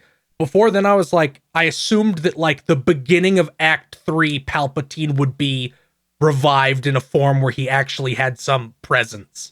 Turns out he was just already there. Thanks, Fortnite. So, he grows Snokes in tubes. Yeah. That's what I don't know what the deal that was. Answering that question. It's just so funny. They're like, so here's my take on it. My take on it is because we threw away Snoke without really developing him as a character in The Last Jedi. Like, he has no backstory. He has no sense of history. He has no sense of a place in the struggle. Like, he literally is his role of the Emperor and the Emperor himself in the original trilogy. I don't know. You get a larger sense there, I feel. This is the movie just going, so he's not a character. Let's have 100. He was grown in a tube. I like that they really hammered that home by, I think there was 2 of them in one tank. So it wasn't even like the normal one was tank upside down. Yeah. Where you have like a single body in each tank. It's absolutely nuts. I'm like, Ryan Johnson thought it was disposable, so we're gonna make it canon. Right. How many Sokes have they gone through? Does he just decay incredibly fast and they need to keep replacing him? But this is the first time anybody saw him die. That's a great question. That brings up the question of like, did the First Order just go through like 8 Snokes without knowing? Let's see. Were there any like action set pieces that stood out? Like, there's any that you thought were particularly cool? Because I liked the speeder chase one on the desert planet a lot. Yeah, no, that was really well put together. When I watched the little trailer of it they put together where they showed the beginning of that, I thought that was going to be an exhausting set piece just because I didn't find the beginning of it very good. But as it evolves, I really enjoyed it. It was really, really fun at how strong the jetpack guys were and how they ate shit harder than I think most people in a Star Wars movie could eat shit. The guy that spirals out screaming and hits the cliff face and explodes. Where he's just some sort of explosive human tether ball almost spinning around in midair and slamming into a wall. He became a Force Unleashed 2 Ganby, yes. He blew up. He had a bigger explosion than a TIE fighter. With a deflating balloon, but explosive. A lot of people eat shit bad. Yeah, I know. I think more people ate shit in this movie than any other movie, as evidenced by Palpatine ear-raping lightning the entire fleet. Okay, my favorite like fight-related thing in this movie, and it was in The Last Jedi too a little bit, is Kylo Ren's main move being the death hug, where he like puts his arm around your back like he's hugging you as he's shoving the lightsaber through your chest. Oh, yeah, the intro that was on like Mustafar. It's on Mustafar that is nowhere in the movie. Which is like, of course, a Sith Wayfinder would be on the Darth Vader planet. Right. But he does it to people in the intro. He does it to two of the Knights of Ren at the end. He does the death hug. It's very cool. It's cool. He's combining wrestling with sword fighting. You can just imagine going, shh, sleep now. It's fine. Just close your eyes. I love you. The opening of this movie is really strong. Like, that level of this dead speak going straight to Kylo Ren murdering people on this planet and then to the music video planet. Yes, it was all just like, whoa. That was the strongest 5 minutes I've seen in years. Of just, the dead speak, huh? It was the spin dash of storytelling. It went from 0 to 100 immediately. You can tell that JJ went, all right, I'll come back. I didn't want to come back, but I'll do it. But I'm gonna make 2 movies. I feel like it really feels like JJ wanted to do the whole series. Like I think it's crazy they didn't pay him to do it, and that's probably what happened. Part of me didn't want to pay for it. I mean, yeah, Abrams would have absolutely been more expensive than Rian Johnson and Colin Trevorrow. That's just it. I almost think if you watch The Force Awakens, it feels like he was maybe doing a layup that Rey was a Palpatine even there. Right. We've had theories for a while. So when it was starting, I was like, I buy this. I'm expecting this almost when they dropped that. I think the guy in the theater right behind us was like, I knew it. Yeah. That was way too funny. While I was walking out, a guy was like, wow, I was so shocked. I didn't think she'd be a Palpatine. I'm like, we went to watch it with very different crowds, Phil. I've seen a lot of people back when The Force Awakens came out thinking like maybe she's like a Kenobi of some sort. Yeah. But then plenty of people going Palpatine. So it was kind of like it was a toss. One of the two. Yeah, it was a toss-up between the two. That's the thing. They should have been no one. That's more interesting. Yes, that's you have so much more to write off from that, right? That goes anywhere. See, and that's the thing. Like, there's nothing interesting to develop off of that. That's one scene of staggering disappointment. That's not a theme. It gives her something to wrestle with. Not for long. Like, I feel like The Last Jedi didn't even give that room to breathe. Right, because that was in the midst I just meant the fact that she learns she's a Palpatine. That's something she has to wrestle with. Oh, you mean when this movie actually did do something with it? Yeah. I mean, when this film essentially went, yeah, your name's Rey Hitler? Yeah. And she had to wrestle with, Which, that being said, I kind of wish at the end she just said what her real last name was going to be instead. Like, I feel like it is. That's her name now. She took it. I equated it to the ending of Clue when the guy's like, I'm going to go home and have sex with my wife. Smiles, freeze frame, credits. I like it. She even stole BB-8. That's Pose. Yeah, why didn't she steal the other one? She made friends with it. You mean the one voiced by J.J. Abrams? Oh, God, I was trying to J.J. voiced somebody in this. Who was it? It was the fucking wheel droid. That thing was called the wheel droid who was abused. Oh, that's good. Also, John Williams was in this movie. He was conducting things at the festival. Huh. They fit him in there. When they wipe to the festival planet, I saw a desert. I saw the vague outline of the scene because as my eyes took it all in. And as my eyes were telling me what I saw, for 1 second I was like, are they fucking going to a pod race? You know what? With that speeder scene too, I'm like, they could have easily done transition from pod racing to this do this. Before we get too far away from the whole who Rey is, I've seen other people online talking about how Rian Johnson's whole thing was anyone can be a hero, of her not having to have blood of a special kind to be I've powerful. seen that a lot. But and there's I'm just like, not a single line of dialogue in that fucking film that reflects that. right, like there's nothing to hold that up. Nothing's heroic in that movie even. People are in love with an idea. Right, like there's an idea there. that may exist within the text, but probably doesn't. Like because in Rose's character arc. okay, but yeah, it's the fact that she isn't anyone special according to that movie, but she is here. So they say, all right, I guess the message is that JJ values people who are, the important people. You can't do anything great unless you have a lineage. And I'm like, no, I just think he wanted her to have a conflict, and you can get a good conflict out of this. Right. I mean, her being a Palpatine is an interesting contrast.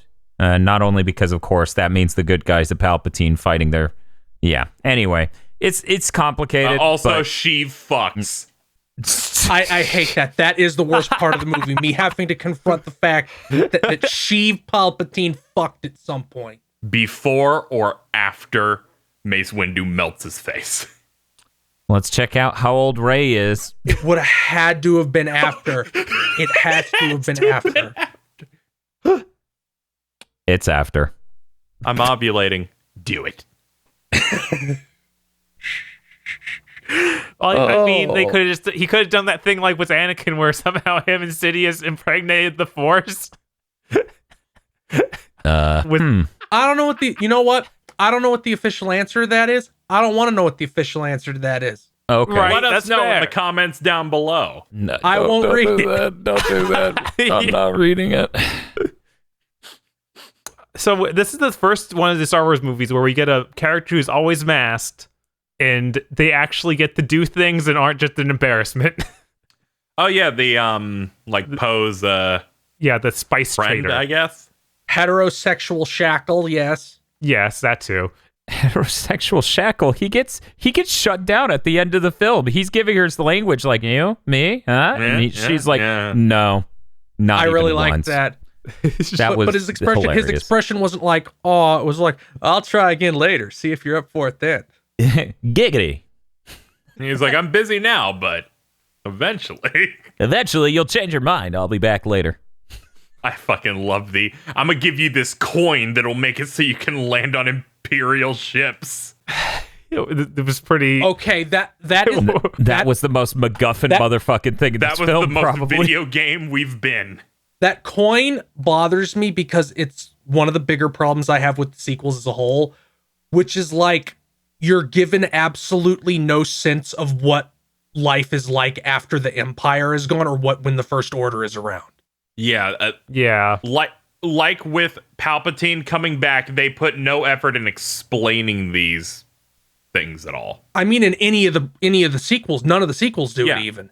Yeah, I know. So I'm like in the same way that Palpatine thing exists, the sequels have made no effort in explaining the state of the universe.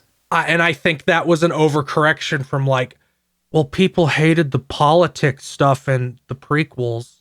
Yeah, they just put all this shit in the books. Like, you have to read the books to know that, like, Leia was thrown out of the Republic because they found out her dad was Darth Vader. And they decided, we're getting rid of all of our weapons because there's no more Empire.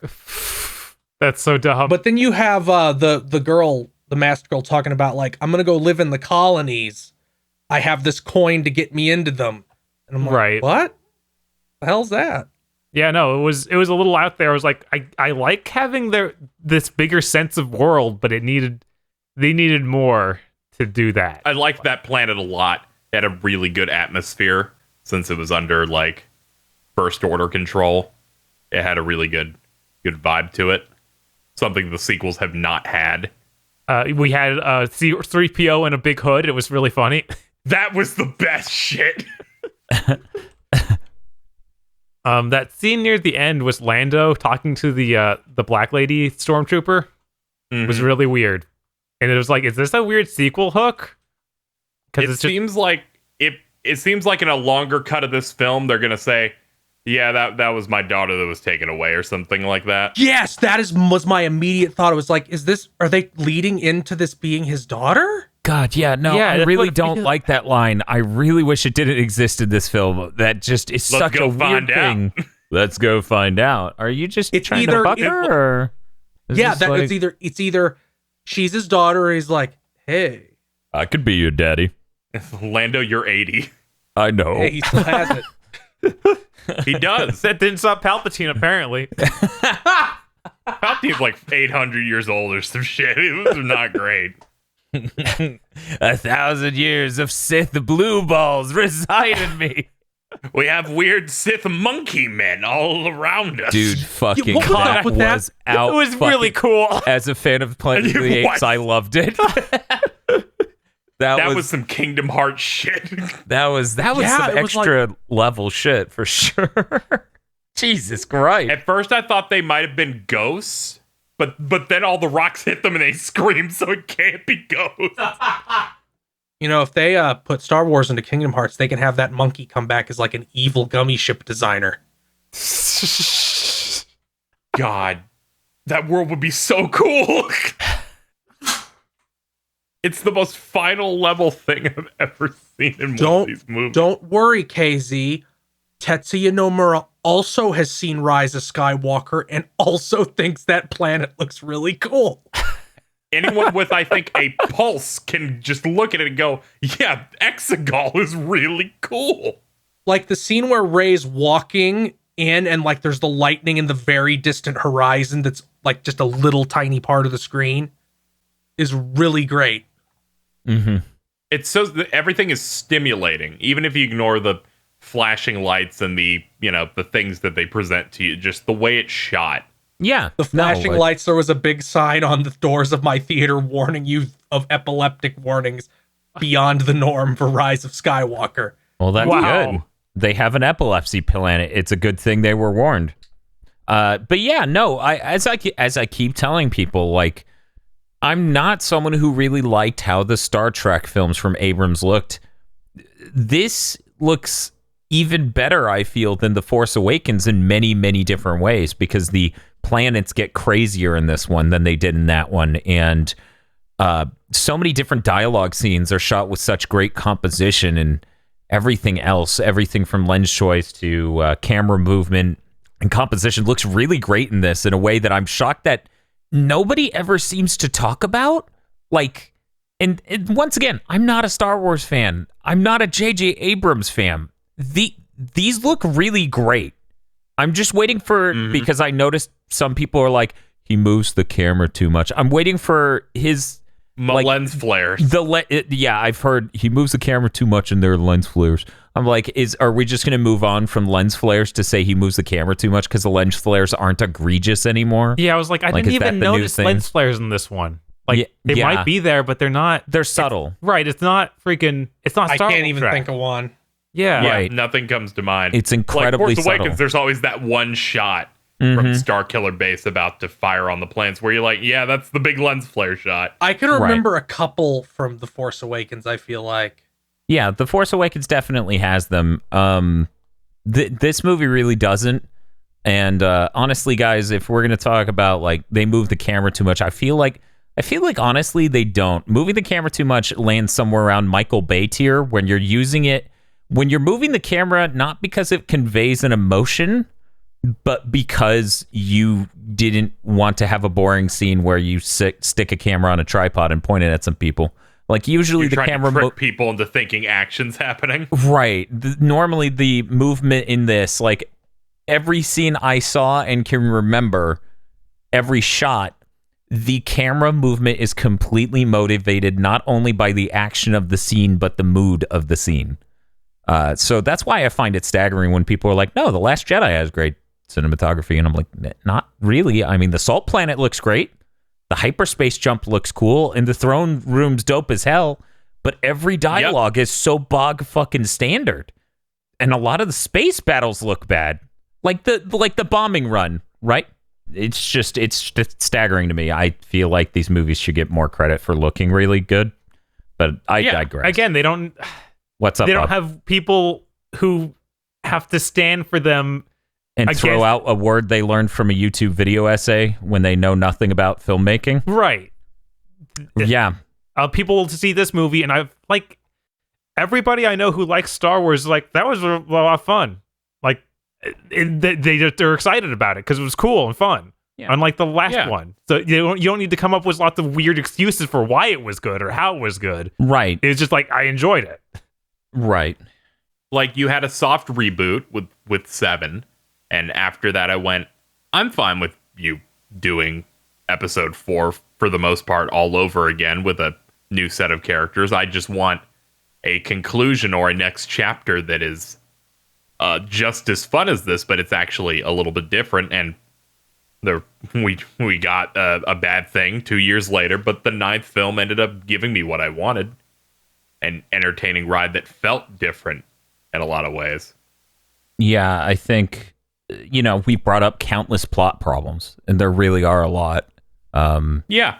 And how, like, not even calling it a plot problem, but really just the power level jump that, as KZ described as, the shonen series is ending in 5 weeks. Yeah, that's what the feeling this film has, because the pacing for that first 40 minutes has to go, there are Sith relics, Palpatine's back, he has a legion of things, you need to go here, this person's training this person. There's a lot of stuff that they hammer and people say like one sentence, and that's all they're doing.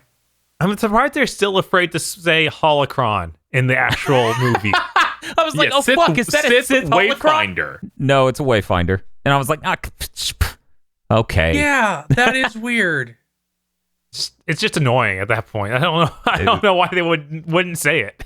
I just assumed it was a different thing because I don't know Star Wars enough, I guess.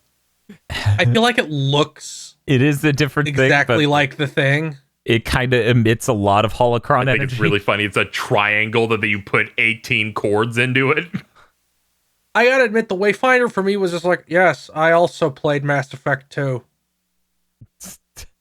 That was cool. Okay. The whole plot is getting a thing that lets you fly into the galaxy core around 1 million black holes to find the secret, ancient, evil alien planet. I think that was an Outlaw Star. Yeah, I think that's what the main lady in Outlaw Star was. Do you think J.J. Abrams likes Outlaw Star? I hope he does. No way. There's no way JJ likes anime. He met Kojima. Kojima doesn't make anime, he makes video games. Sure, neither of them have ever even seen an anime. I thought it was really cool that Luke gives Rey his X-Wing at the end. I thought it was funny. Luke looked so schlubby when he was lifting the X-Wing out of the water. He was like, his eyes were half closed. He looked half asleep. He was like, Ray, get me another whiskey sour. I like to think he's like, man, Yoda made this look easy. Come on, man. Palpatine is dead. He lifted up 100,000 Star Destroyers. Yeah, well, he has like 1 million Sith inside his tummy. God, that's so insane. It really is, and that's how you can describe most of this film. But I feel like we could sit here talking about insane little details in this. I think we should get some closing statements, though. But before we get to that, is there anything you guys wanted to bring up before we bring this over hour and a half long podcast to a close? I would say the whole sequence in which they're trying to get the dagger back from Kylo, so they go on that ship. I liked that sequence a good bit because I had the whole Hux stuff and it had them battling their way through, getting Chewie back. Mainly for the line Finn where they go, you know where to go? No, follow me though. That was stuff like that. I really like that, and I think overall I think they gave Finn some good stuff to do here, but I still feel like he wasn't used to his full potential in this. I feel like he peaked in the first film. I would agree with you. The first film had the most development for him. It's a shame we didn't find anything to do with him after that, or maybe we just didn't have time. Yeah, no, it feels like they're so close to touching on it was having another stormtrooper or former stormtrooper come in to talk to, but it literally just goes over all the same points. So it's almost like, don't even have her. Like, that just takes away his thing that makes him special. Yeah, I feel like It's that weird. wasn't really necessary. I am grateful that the other two, Poe and Rey, got a good amount, especially Poe. I'm pretty satisfied. Yeah, this is the at first the movie close of Poe this gets to do trilogy. stuff. Yeah, I'm satisfied with where he is throughout the 3 films now. Mm-hmm. That's fair. How about Rose? As a side character, I think they did pretty well. She got a lot of screen time. I don't remember any of the lines because they were ripped from a children's cartoon. Okay. Look, JJ had to seal her away in the chest the movie he didn't work on, didn't want to deal with. That is really how it feels like, because it's not even like, I have to go on this other mission. It's like, Leia wants me to stay here and look at these papers. Gotta have somebody here to look at these papers. Leia said some vaguely racist shit about me staying here and doing some Asian math on these schematics. I don't fucking know, but she'll get real upset if I go with you guys. And Finn's like, oh, that's a shame. I just hate to see it, you know? Finn's like, that's white people. Well, I gotta go. What was she gonna do? We don't need another person with a gun. We have plenty of those. She's literally got like a ball and chain on her leg. She's chained up to a fucking desk that has like a fucking ZX Sinclair or something. It's got fucking a ZX Spectrum on it. Hey guys, can we unlock this ball and chain? No, the way to unlock it's written in Sith. Any other tangents anyone wanted to bring up? Okay, so we should probably get to our... There was one thing that I just think is funny and kind of shows the seams of this film is the whole idea that everyone forgot about the Jedi in between the end of the original trilogy into this one. However, you can still have characters going, how do you have a droid that knows Sith? Somehow the Sith have still been a normal thing that people know about still.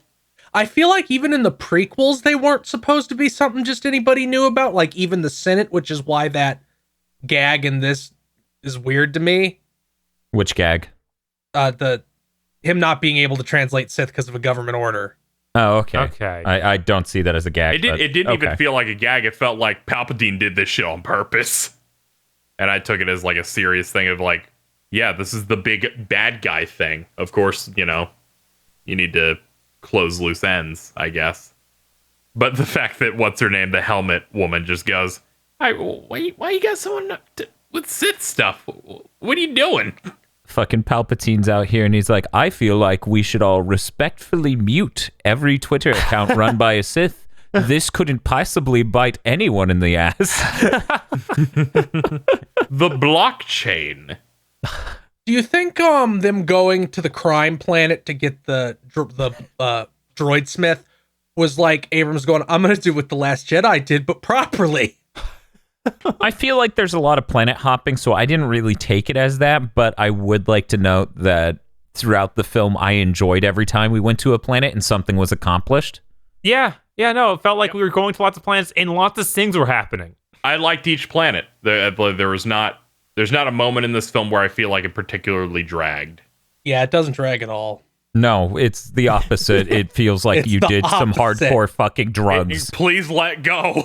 Like Ray gets Feels like somebody cut your brake line, and sometimes you're able to get up against the curb, so you're going a little bit less fast. So what you're saying is this film is the equivalent of hydroplaning for 2.5 hours. Yes. This film is the equivalent of that initial D scene where he locks his wheel into the gutter so he can drift faster. I love that they get stuck on that. They get to that planet where the Death Star has crashed. Yeah. And they're like, we have to wait till morning. And Ray's like, no, and get the boat and keep the movie going. Yeah, no, as it turns out, that was an interesting characteristic for her. You know, like it was a character trait. And it was like, oh, hey, she has more of a character in this film because of that. I appreciate this. Her impatience is something new. Yes. And it felt natural. It didn't feel like a character trait out of nowhere. It felt like she's been sitting on the edge of her seat and she can't stand to not go now. And yeah, I liked that. I liked everything with that. I think the sight of the final battle of episode 6 just revisiting that between the music and the general feeling behind it of, oh, there's just a secret room on the left that nobody saw. You have to be It's got a an powerful evil Sith version to of you in open it. there. It's got Ray Alter in there. Yeah, Yeah, it's Ray Alter. It's the inverse Yoda cave. You know, he's got his own Sith cave there on the Death Star. It's just like mine, except a raw version of you shows up. Yep. That room was like where the DLC is put when a game gets post-launch DLC. Oh my god. It's like where you go in Bloodborne to get to the old hunters. Exactly. This is JJ's version of the mirror room for the previous movie. Way more raw. Yeah. Yeah. Yeah, obviously. A lot of his stuff is, I'm going to do something that was in The Last Jedi, but I'm going to put fighting in it. Evil Ray has monster teeth. Why does she have monster teeth? Why'd you remind me about that? because She feel like snarls. It's like, "Arr." Oh, this is yeah, fucking this is sharp an teeth, I get it. action comedy. Feel. JJ also plays Fate Go. Oh no. Well, Palpatine doesn't have monster teeth. I don't think he has teeth. Is this Anymore. Fable rules where if you're a dick, you just develop evil attributes? Yes. That's how it works. And it's always been that. But yeah, we need to wrap this up. We should get to some closing statements and Dan, do some numbers. But What's up, before Bob? you do that, ask me who my favorite Sith character was. Who's your favorite Sith character in The Rise of Skywalker? Sith Rogan. Thank you, Bob. I hate you. I'm going to knock you out, Bob. Does Sith Rogan also do weed? Bob and I were driving. Bob and I were driving to the theater, and I was like talking about Sith Rogen just does a lot of weed and is the shittiest Sith that's ever existed. He's in the film, and he's just like, yeah, I don't know, I don't really want to deal with Kylo. So if you could overthrow the Empire, that would be real great. That would be doing me a favor. And then fucking Hux did that, and I lost my mind. I'm just thinking of the Seth Rogen laugh, but evil. Oh my god. Like, Okay. you add like Kylo Ren-esque reverb echo effect to his laugh. Jesus Christ. We gotta stop this. I know, let's, fucking get us there. let's go ahead and lock these scores up with some final statements. I'll go first because the moment I hand this podcast to anyone else, the tangent will come up. My primary conflict with this film is that I found it highly enjoyable and delightful, but as a story, it doesn't really deliver that well on certain angles. There are such gaps in logic, per se, such moments where it just doesn't feel like it had enough time. It doesn't feel like it's built up to very well. And the power gap is absolutely farcical in the grand scheme of Star Wars.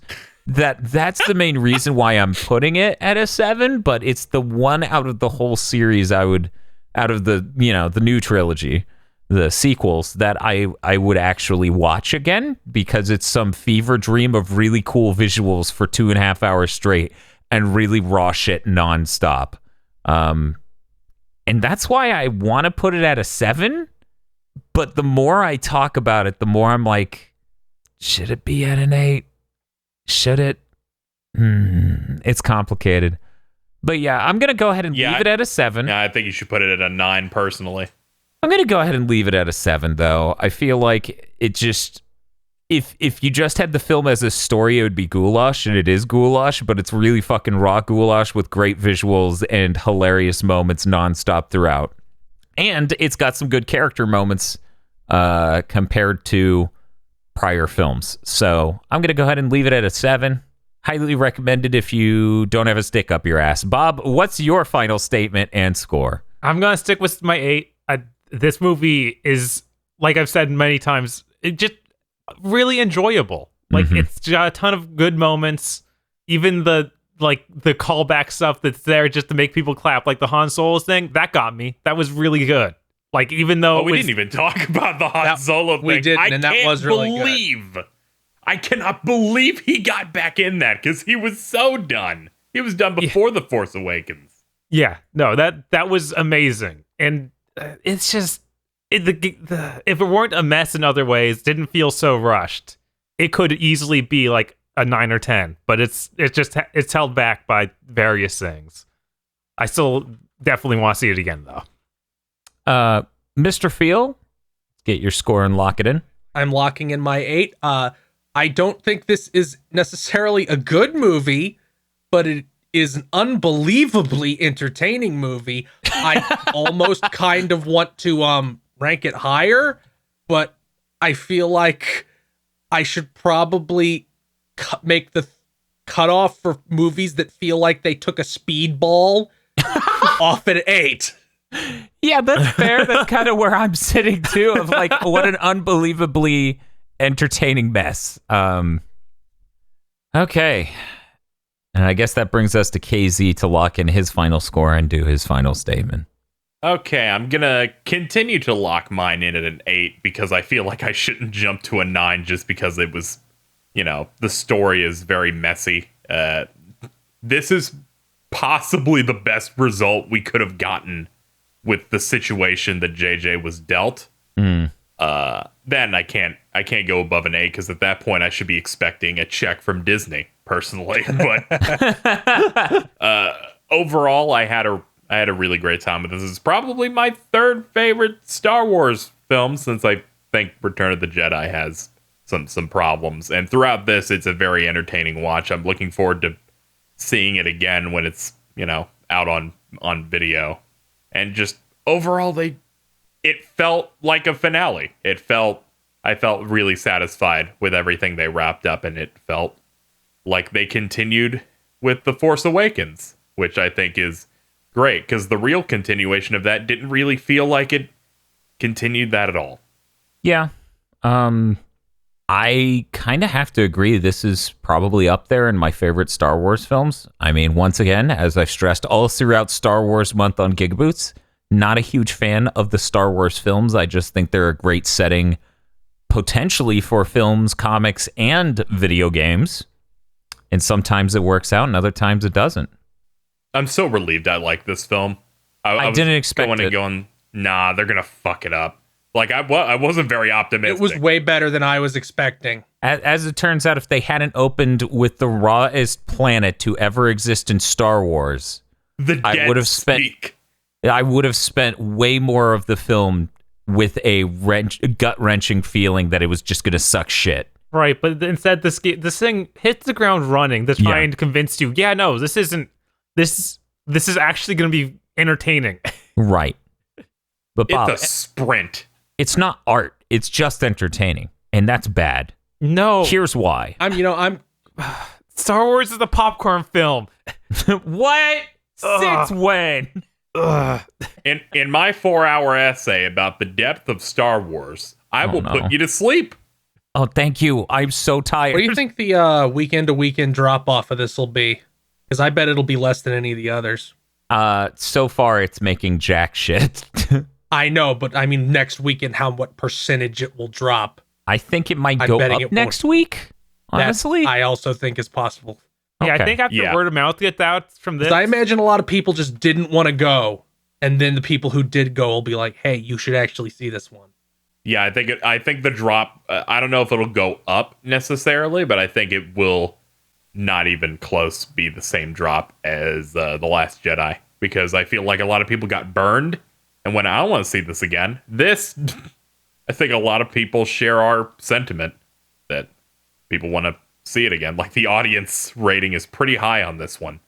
Yeah, it's like the reverse of The Last Jedi, where the audience rating was abysmal and the critic. That's the only thing that gave me hope. I'm like, reviews are shitting on this. It must rule. And it is the exact opposite of The Last Jedi. You know what trained you on this, Casey? You know what trained you? What? Our experience with watching 90s films for Curse Content Club. Yeah. You're right. As it turns out, reviewers are wrong about 90s films and what a good Star Wars film is. And possibly also video games. They can't appreciate the joy in the Gundam wing of Star Wars. I'm going to shit my pants. Why wasn't thrown off a cliff? Yes. Thrown off a cliff. Stands up. Theme song plays in the background. Could you fucking imagine if it went full G Gundam and fucking Palpatine has some suit that's put on him to pilot a Death Star? Jesus Kylo and fuck. Rey team up to do the Love 10 Kyoken into him. So, breaking news that I've just been sent that's related to this podcast. What? In one of the new books, they do say Lando had a daughter that was taken by the First Order. Yes! My God, of course. Fact checking saves the podcast. Well, that's going to do it for this.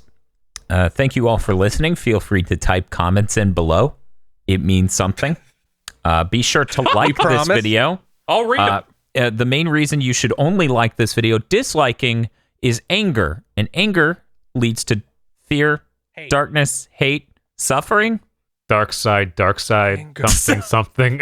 Anger leads to hate. Hate leads fury leads to anger. Anger leads to hate. I did it Hate wrong as a leads to bit. You're just suffering. doing it wrong. Okay. Have a great night, everyone.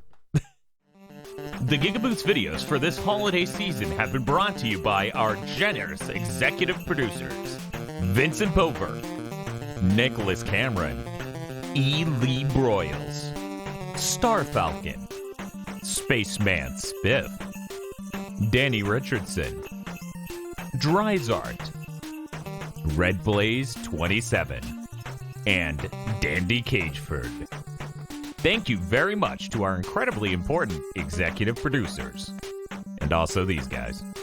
If you want to join the fight for good content, then go support us on patreon.com/gigaboots to become an executive producer today.